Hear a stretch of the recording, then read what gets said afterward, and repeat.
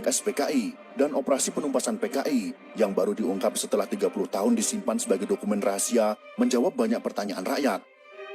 Jika bukan karena Maijen Soeharto yang tersisa dan mengambil alih komando pimpinan TNI Angkatan Darat, sejarah Indonesia pasti berubah. Republik Indonesia sudah pasti akan menjadi negara komunis. Banyak kemungkinan yang akan terjadi, dan semuanya lebih buruk. Presiden kedua Republik Indonesia, siapa yang tidak mengenal beliau? Beliau tidak lain dan tidak bukan adalah Presiden Haji Muhammad Soeharto. Lahir dari keluarga petani di Kemusuk, Yogyakarta pada tanggal 8 Juni tahun 1921 dan meninggal di Jakarta pada tanggal 27 Januari tahun 2008 pada usia 86 tahun. Jasanya kepada bangsa dan negara juga tidak bisa disepelekan. Akan tetapi bagi kaum komunis hal ini sangat bertolak belakang.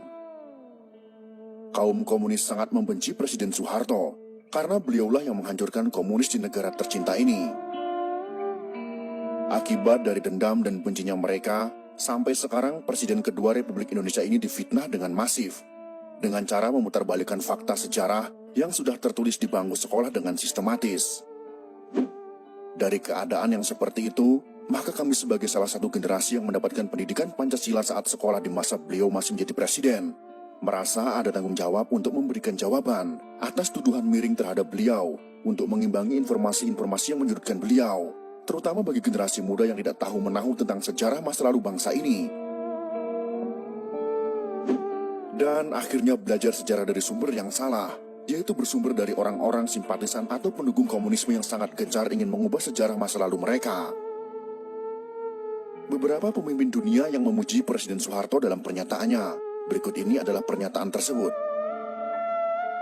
Dr. Mahathir Mohamad, mantan Perdana Menteri Malaysia, mengatakan, krisis ekonomi tahun 1998 memang dirancang untuk menjatuhkan Pak Harto. Jika Pak Harto tidak jatuh, Indonesia akan jadi negara maju. Lee Kuan Yew, mantan Perdana Menteri Singapura, juga mengatakan, Pak Harto pemimpin luar biasa. Beliau harus mendapat tempat terhormat dalam sejarah Indonesia. Sedangkan Sultan Bolkiah dari Kerajaan Brunei mengatakan, dipimpin Pak Harto, Indonesia bersatu, pemerintahan stabil, ekonomi maju pesat, sangat disayangkan beliau dijatuhkan.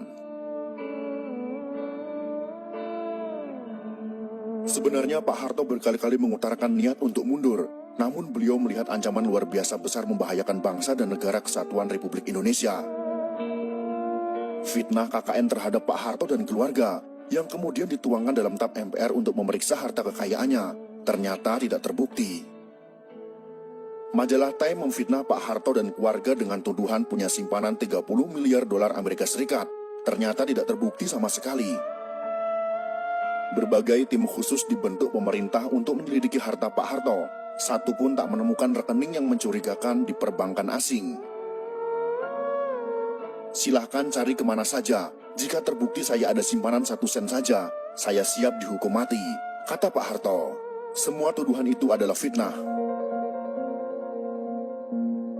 Belakangan terbukti Pak Harto dijatuhkan oleh konspirasi global, yaitu Partai Demokrat Amerika Serikat, Partai Komunis Cina, dan sekutunya, yang berkolusi dengan kelompok anti-Soeharto. Penyebab utama Pak Harto dijatuhkan adalah karena kemesraan dan keberpihakan Pak Harto yang sangat besar kepada umat Islam sejak tahun 1986. Ternyata ada pihak-pihak tertentu yang marah. Republik Indonesia merdeka pada tahun 1945. Namun kemerdekaan umat Islam Indonesia sejatinya baru terjadi pada tahun 1986 sampai 1987 setelah Pak Harto berpaling ke Islam. Sebagai manusia, Pak Harto sudah pasti tidak sempurna. Ada kelemahan, kesalahan, kekurangan, namun beliau tetap pahlawan. Jasanya luar biasa besar. Terbukti pada beberapa hari setelah Partai Komunis Indonesia melancarkan gerakan 30 September, Partai Komunis Indonesia, membunuh para pimpinan TNI Angkatan Darat, ulama-ulama, dan tokoh-tokoh anti PKI di seluruh Indonesia. Dari dokumen rahasia CIA yang sudah boleh diakses publik ditemukan catatan pejabat CIA tentang pertemuan pertama CIA dengan Pak Harto pada awal Oktober tahun 1965. CIA belum pernah membuka ke publik. Pak Harto juga tidak pernah mengungkap mengenai pertemuannya dengan CIA beberapa hari setelah G30 SPKI di Jakarta. Laporan CIA itu menyebutkan bahwa setelah PKI melakukan Gestapo atau Gerakan September 30, TNI Angkatan Darat dipimpin oleh Maijen Soeharto berhasil menggagalkan PKI untuk kendalikan NKRI. Faktor utama kegagalan Gestapo PKI menurut CIA adalah timing yang tidak tepat. Gestapo dilakukan 5 hari sebelum hari ulang tahun TNI pada tanggal 5 Oktober tahun 1965 adalah kesalahan fatal.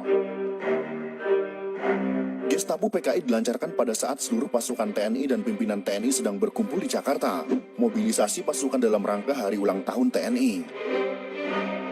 Kesalahan fatal kedua PKI adalah meremehkan sosok Soeharto, yang hanya seorang panglima pasukan cadangan TNI Angkatan Darat. Dulu Kostrad tidak prestisius. Panglima Kostrad yaitu Maijen Soeharto sebagai pimpinan pasukan cadangan pada saat itu memang tidak diperhatikan PKI sebagai pimpinan utama TNI Angkatan Darat. Underestimate terhadap Soeharto juga disebabkan karakternya yang tidak menonjol. Soeharto tidak terseret dalam faksi tertentu di Angkatan Darat. Dalam hal ini yang harus kita ketahui adalah, pada masa itu Kostrad tidak memiliki pasukan tempur. Jadi Maijen Soeharto pada saat itu tidak memiliki pasukan yang siap untuk berperang. CIA mengungkap, sikap low profil Soeharto disebabkan oleh kegagalan besar operasi Trikora pembebasan Papua Barat, di mana TNI kalah telak dari Belanda.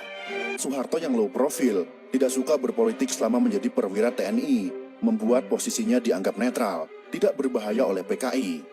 Di internal TNI pada saat itu, ada TNI faksi pro Soekarno, seperti Jenderal Ahmad Yani, ada faksi pro Abdul Haris Nasution, yang anti PKI, dan faksi TNI yang pro dengan PKI.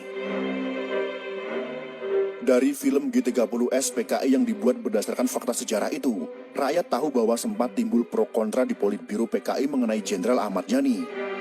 Keputusan PKI untuk menculik dan membunuh Jenderal Ahmad Yani yang Soekarnois didebat anggota Politbiro PKI. Akhirnya bulat disepakati Jenderal Ahmad Yani masuk daftar korban. Dokumen CIA menyebut bahwa keputusan PKI untuk menghabisi Jenderal Ahmad Yani karena dikhawatirkan Yani akan jadi masalah jika Soekarno meninggal dunia. Sedangkan Maijen Soeharto adalah staf dari Jenderal Ahmad Yani. Pak Harto tidak termasuk pimpinan TNI Angkatan Darat yang diperhitungkan oleh PKI. Inilah kesalahan fatal Gestapo PKI. Laporan CIA jelas menyebut ada kesalahan analisa Politbiro PKI dalam menyusun daftar korban. PKI tidak memperhitungkan kemampuan militer Soeharto. Secara politik, benar Maijen Soeharto sudah tamat karena memalukan Soekarno. Secara militer juga tamat karena hanya jadi panglima pasukan cadangan. Dari perspektif faksi militer, Soeharto tidak masuk faksi manapun. Soeharto hanya dianggap bayang-bayang Jenderal Ahmad Yani. Gestapo pun dilancarkan PKI.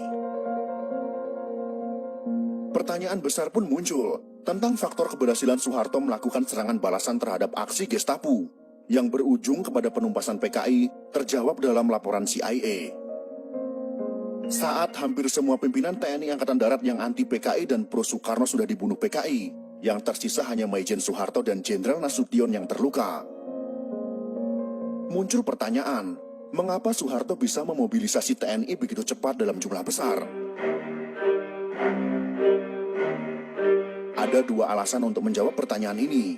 Yang pertama, sebagian besar pasukan TNI ada di Jakarta dalam rangka hari ulang tahun TNI pada tanggal 5 Oktober tahun 1965. Yang kedua, Soeharto adalah mantan Panglima Trikora, satu-satunya jenderal yang berpengalaman dalam memobilisasi pasukan TNI dalam jumlah besar yang luput dari analisa PKI. Soeharto sebagai mantan Panglima Operasi Trikora sangat berpengalaman memimpin, memobilisasi ratusan ribu pasukan dari 3 matra TNI. Sekakmat TNI berhasil membalas aksi PKI. Bagi Soeharto memerangi pemberontakan PKI tahun 1965 sama seperti perang lawan pasukan Belanda. Hanya saja PKI lebih lemah daripada Belanda. Laporan CIA tentang G30S PKI dan operasi penumpasan PKI yang baru diungkap setelah 30 tahun disimpan sebagai dokumen rahasia menjawab banyak pertanyaan rakyat.